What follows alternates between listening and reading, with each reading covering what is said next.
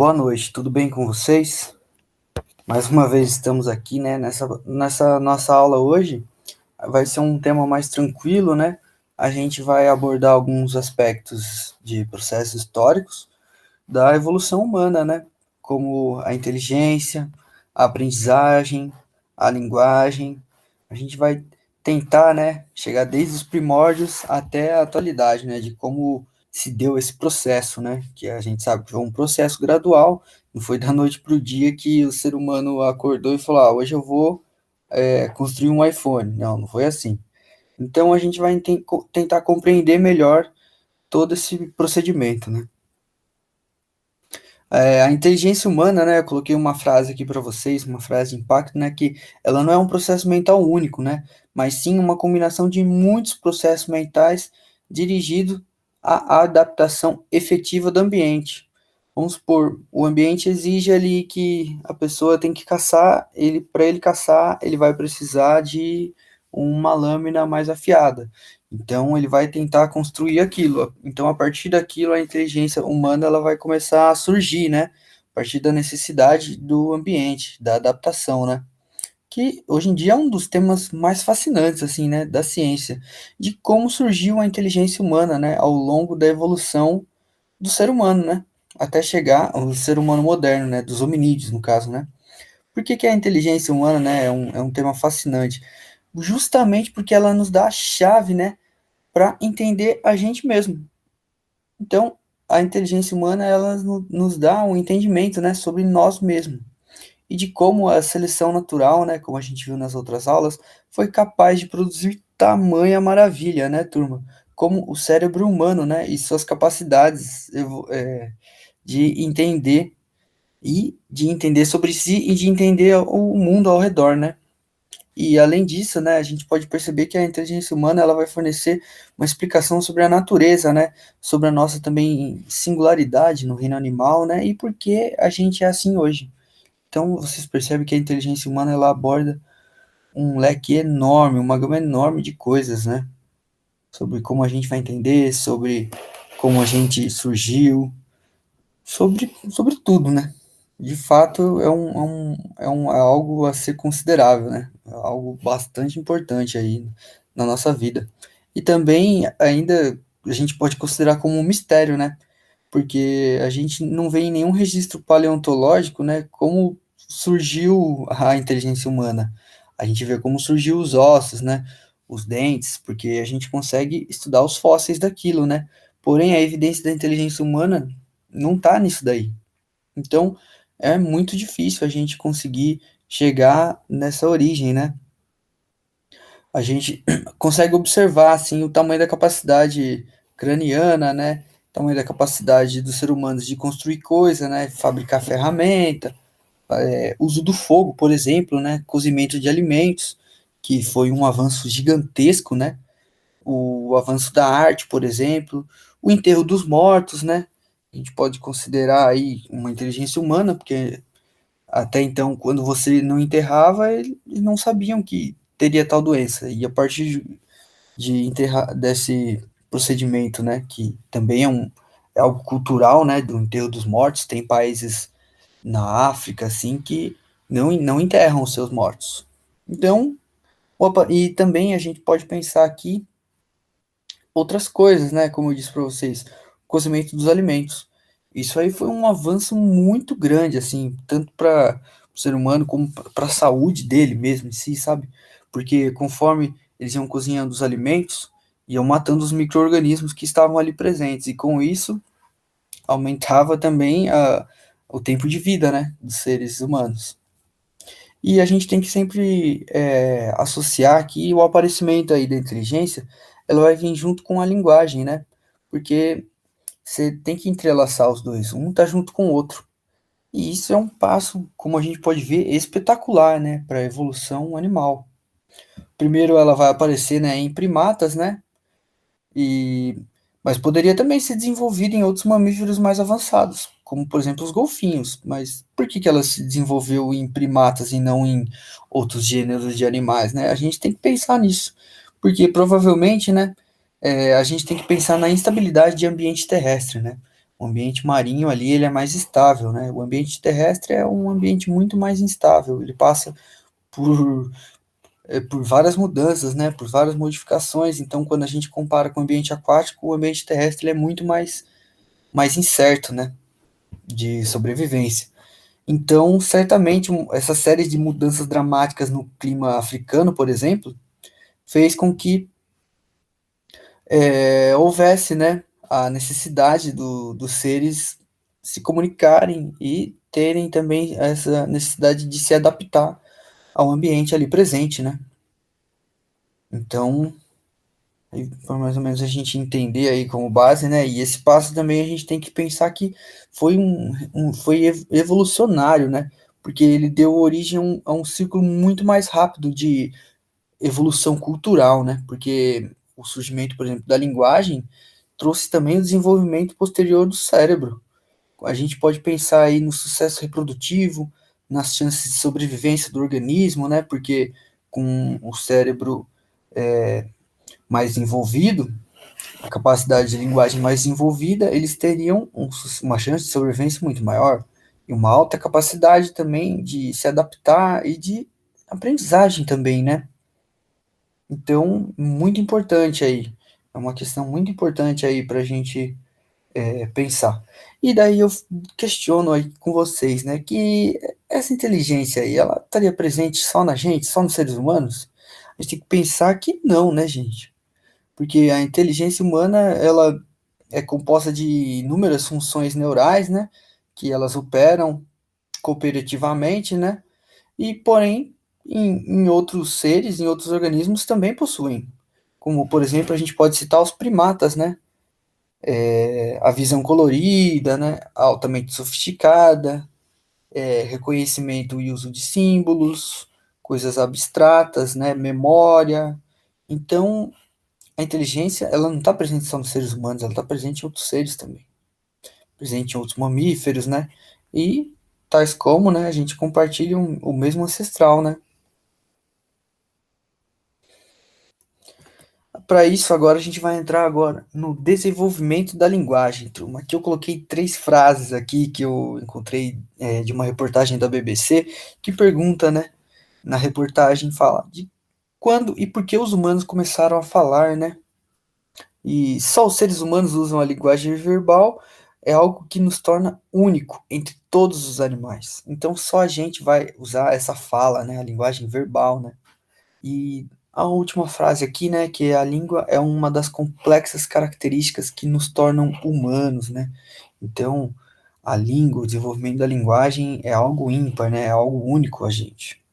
E a gente, ó, para vocês terem ideia, tem cerca de 6.500 idiomas no mundo. É idioma pra caramba, né, turma? E como que os cientistas conseguem descobrir qual que é o mais antigo? Não tem como. Existem diversas teorias, mas nenhuma delas afirma de fato qual foi a língua mãe, né, que surgiu todas essas. Então, quando a gente fala língua antiga, a gente tem que pensar no egípcio antigo, né, ou no dialeto babilônico, que entre aspas, né, o mais antigo conhecido até hoje, né. Mas isso nem tá perto do início da história, turma. Porque a maioria das línguas que a gente chama de antiga não chega nem a ter 6.000 anos. E são basicamente as mesmas línguas de hoje. Então, lembrem em tempos geológicos, a gente tem que citar milhões de anos, não 1.000 anos. Então, é muito nova, é muito difícil da gente chegar na origem da primeira língua, né? Então, a gente pensa que ela pode ser rastreada, né, por até mais ou menos 50.000 anos atrás. Mas depois disso, a gente não consegue saber da origem, né? Então, a maioria dos linguistas acha que a origem é bem mais antiga que isso. Muito da linguagem começou milhões de anos atrás. A gente não pode pensar que a linguagem é algo simples assim que começou há 5, 10 mil anos atrás. Não, ela é algo muito mais complexo do que isso. A gente tem que pensar que a grande maioria das espécies que habitam o nosso planeta, elas se comunicam de alguma forma. Mas, porém, não tem nada que se pareça, né, com a linguagem humana, né? Como eu disse aqui nessa frase aqui, a linguagem é uma característica complexa, que nos tornam humanos. É algo singular, é algo único. O fato é que essa nossa complexidade seja qual tipo que a gente usa, ela vai nos tornar único e vai também permitir que a gente interaja, né, com os nossos parentes, amigos, seja com quem for. E para falar também sobre o passado, futuro, presente, para poder conversar, né? Então é algo que nos torna único. Só os seres humanos conseguem fazer isso. Essas informações complexas, né, que a gente compartilha, elas são baseadas no idioma. Por isso, ele é muito importante, um idioma, gente. Muito importante. Cerca de 6.500 idiomas, como eu disse para vocês. 6.500 idiomas no mundo. É bastante, né? No entanto, né, apesar dessa ferramenta ser preciosa, né, seja escrita, né, oral, por sinais, pode ser por assovios ou qualquer uma de outras formas, né, grunhidos, como rugidos, não sei, né, como era antigamente, bem, né, muito tempo atrás, milhares de anos atrás, né, a gente sabe muito pouco sobre como a linguagem surgiu no ser humano. A maioria dessas propostas, né, que a gente tem em comum, de pensar de como a linguagem veio, é de questão da adaptação biológica, né, de necessidade de conversar, de falar que tal alimento estava ali, de pedir alguma coisa, né, então ela vai surgir, são várias hipóteses, porém tem uma hipótese aqui que eu vou deixar com vocês, que eu vou falar agora, que é uma das mais plausíveis no meio científico, que então ela surgiria o quê? Da interação de três sistemas adaptativos diferentes. Ela pode ser uma aprendizagem individual, né? Que do indivíduo ali, que ele vai falar consigo mesmo, depois a partir daquilo vai haver a transmissão cultural, porque a linguagem também é cultural. A gente vê várias culturas, várias tribos, várias linguagens diferentes. A gente vê certos países, por exemplo, na Índia, que tem 11 idiomas, ou seja, 11 em diversas culturas diferentes. Cada cultura ali vai denominar o idioma que vai falar. Então, essa transmissão cultural aqui é muito importante, turma. E, consequentemente, a evolução biológica, né? Então, isso vai nos mostrar, né, que a linguagem ela pode haver ou certos consensos ou também controvérsias, né? Por que consenso? Que, por exemplo, você pega o Brasil aqui inteiro, fala português, você comunica em português, mas se você chega na Índia, cada determinada cultura vai falar certo idioma, vai falar certa língua. Isso às vezes causa estranheza para a gente, né? Porque possuem culturas diferentes, mas a gente tem que sempre lembrar que mesmo em culturas diferentes, a gente tem que sempre manter o respeito um com o outro, né? Agora vamos para o último tema. Eu falei para vocês hoje seria mais uma, uma aula mais tranquila, né? Que eu estou mais falando aqui para vocês, então qualquer coisa, qualquer dúvida, assim, fala com o professor Braulio que ele me passa, né? Ou comentem no vídeo do YouTube. Então, vou falar para vocês agora de aprendizagem, turma. Aprendizagem, evolução da aprendizagem. Aprendizagem, né? A gente sempre lembra assim, nossa, como que surgiu tudo esses questionamentos que a gente está tendo hoje sobre tal fórmula de física, de química, como a gente começou a aprender isso. Então a gente tem que pensar num histórico, assim, né? Sempre pensar no lado histórico, né? Porque se a gente pensar, por exemplo, na antiguidade, né? Começou no Egito, na China e na Índia, que são países, são regiões muito antigas, né? E os povos da antiguidade oriental que eles tentavam transmitir as tradições e o costume. Então, o fato deles transmitirem determinadas tradições, ou seja, transmitir a cultura, já era uma aprendizagem. Por exemplo, a aprendizagem na Grécia e na Roma tinha certas pedagogias. Na Grécia, na, tinha a questão política, né, que era passada para os cidadãos de Atenas, né? Tinha a questão também militar, que era passado para